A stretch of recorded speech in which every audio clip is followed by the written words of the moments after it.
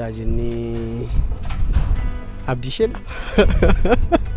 Magarsaa jennee Lammaa yoo jenne Garbaa jennee eenyu jenna Garbeessaa jenna kaasamu Abdachiistuu Akkam jirtu daawwattoota Egeree Media bakka jirtanitti nagaan keenya isiniif haa ta'u. Egaa har'as qophii isin bashannansiisaa irraa barattan isiniif qabannee dhiyaannee jirra. YouTube channel keenyaaf haaraa yoo taatan subscribe gochuu hin dagatinaa. Amma xumura qophichaatti nu wajjiniin tura nu hordofa. Maqaan kee hin jedhamta? Maqaan koo Diinaal Kumarraan jedhama. Ko Amaanuel Raggaan jedhama. Falyaa Rajjan jedhama. Raahel Tasfaan jedhama. Gaafa tokko tokkoon si gaafadha. Gaafadhu. Mi'aati konkolaachisaadha jenna. Konkolaaticha sana keessa jaarsa waggaa 77 tokkoo fi jaartii waggaa 66 tokko jira. Konkolaaticha keessa jechuudha.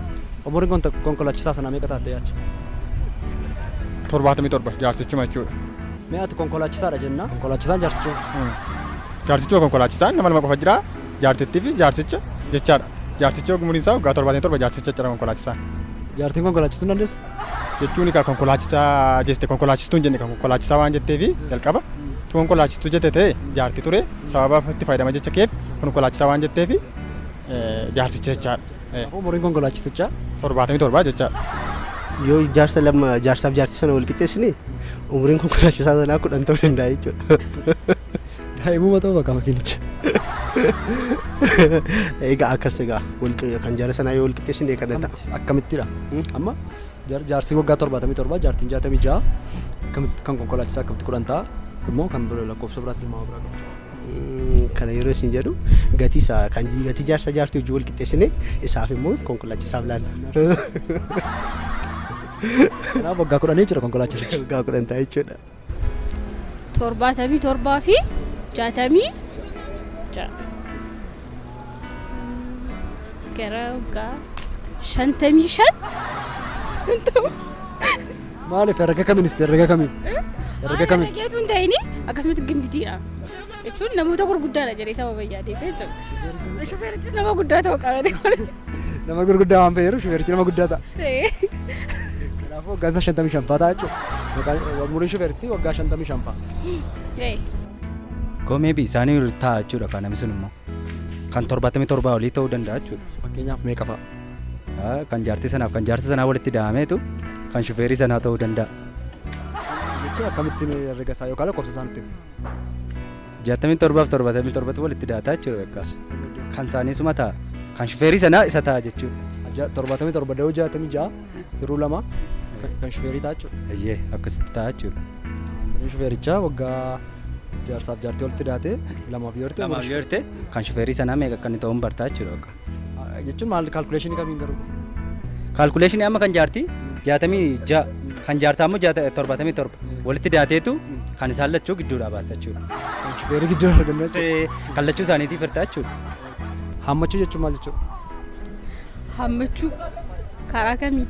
Jechuun hammachuu kumti isaa kallattii hammachuu jechuun maal jechuudha? ofitti qabu. Ofitti qabuuf immoo maal nu barbaachisa? Jaalala. Harki hin barbaachisu? Harki hin barbaachisa. Oromoon hammataadha gaafa jennu maal jechuu keenyarra? Ofitti qabee Oromoota hammataadha gaafa jennu jechuun saba baay'ee ofitti hammatee ta'a yookiin immoo ofitti qabee ta'a jechuudha. Harka qaba Oromoon? Harka Oromoo takka agarteetti? Harka Oromoo jechuun dirqama koo harka isa kana ta'uu hin qabu. Mitiire jechuun karaa kamiiniyyuu sababa harka qabu duwwaadhaaf miti. Hammachuu jechuun ofitti qabu. Amma fakkeenyaaf Oromoon aadaa tokko qaba. Aadaa sana keessatti immoo aadaan hammannaa jira. Ofitti qabu wanti jedhamu kan gosa ormaallee kan isaa godhee akka kan isaatti walitti qabee kan itti. Normaali hammachuu machumaa jechuudha maayikisa hammachuu. Hammachuu jechuun ofitti qabu jechuudha. Ofitti qabuudhaaf maal nama barbaachisa? Ofitti qabuudhaaf yaa'u namni tokko nama ofitti qabuudhaaf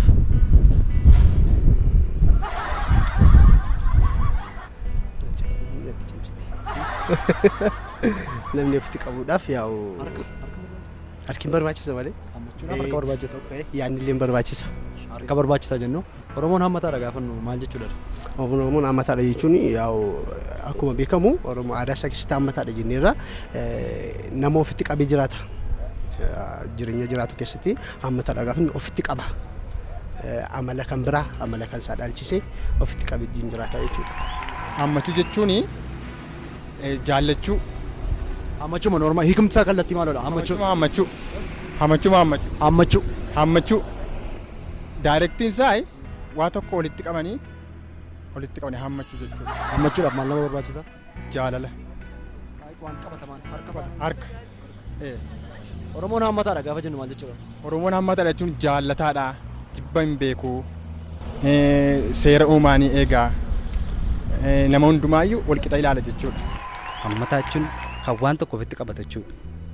Hammachuu jechuun? Waa hammachuu jechuun immoo hammattee waan ofitti qabattee jirtu tokko jechuudha. Oromoon hammataadha gaafa jedhamu akkamitti hammata Oromoon? Oromoon hammataadha jechuun jalqabuma isaatti kaatee gaafa ilaaltu guddifachaa qabachuudha. Guddifachaa jechuun immoo waa ofitti hammattee qabachuu jechuudha. Hammachuu jechuun akkasitti walitti hammachuu harka afaan nama barbaada. Oromoon harka qaba? Harka qaba sirriitti malee. Eessa jira eessatti argitee beektu harka Oromoo? Harka Oromoo sirriitti mul'ataadha malee kanaafitti ofitti hammatee qabate jechuudha. Jechuun amma na hammatte jechuun harka waan qabduuf na hammatte. Oromoon akkamittiin hammata? Oromoon immoo kan inni ittiin hammatu jaalalaan, aadaadhaan, safuudhaan kan isaa beeksiseetu aadaaf safuusaa agarsiisee akka sabni sun namni kamillee jalatti bulu ofitti qabatee ofitti hammatee jalatti qabatee bulcha jechuudha. Harka qofa bichaa miti jechuudha kan hammachuu jechuun jaalalaan tokkummaadhaan moo'ee waan tokkoon jira miti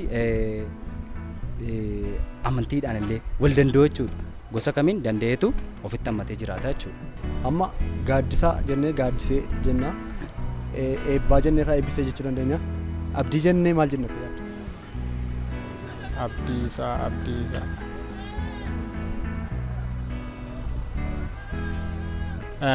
Jechi kuni kan irraa fudhatame dubaraaf hin laatama yeroo baay'ee. Abdii ishee jechuun dandeessu. Abdiisaa jechuun akka itti fayyadamaa jechuudha. Tokkoffaan abdii waaqaadha. Lamaffaan immoo itti fayyadamaa nama sarraa kan abdatamu jechaadha. Abdiisaa jennee abdii ishee jechuun dandeenyu garuu akka itti fayyadama jechuudha. Maal taate yaadda shamu maqaan kun yoo durbaaf moggaasuu barbaanne maal jennee moggaasnaa? Abdiisaa.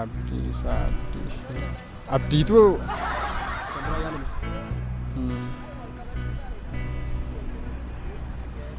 abdiisaa jennee durbaaf yeroo baay'ee maqaa kana dhiifamu dhageen beeku garuu durbaaf yeroo itti fayyadama. Abdiisaa jennee maal jenna durbaa?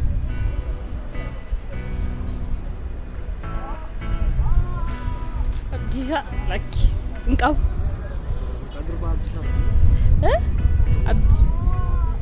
Abdannee. Abdachiistuu. Isti kan biraa yaali.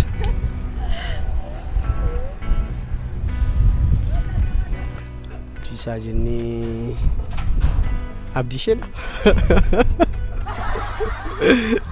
Abdiishee maqaa abdiishee dhaan beekamu maati? Abdiishee yaa'u sheematti dabalee macarashaa irratti abdiisaa. Durbaa waan taate.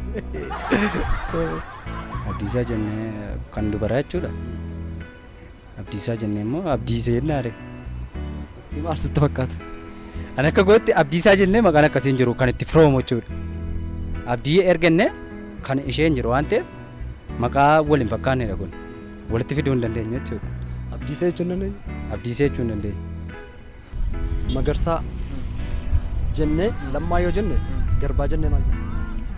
Baqqalaa. Garbaa jennu birmaduu. Garbaa gamteessaaf haallee jechuu dandeenya.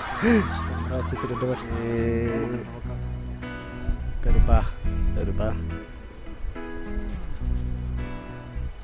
Bakka hin ga'a.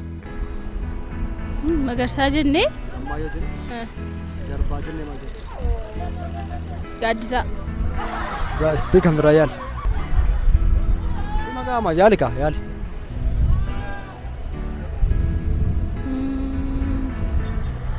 Gaaddisaa itti miti? Gaaddisaa itti miti? Moo garbisaa itti? Garbaa. baacaa. Magarsaa jennee lammaa yoo jenne garbaa jennee eenyu jenna? Garbeessaa jenna kaasamu. Magarsaa jennee lammaa jennee garbaa jennee waan eenyu jenne. Magarsaa jennee lammaa jennee garbaa jennee eenyu jenne baqqalaa jennaa jechuudha samma.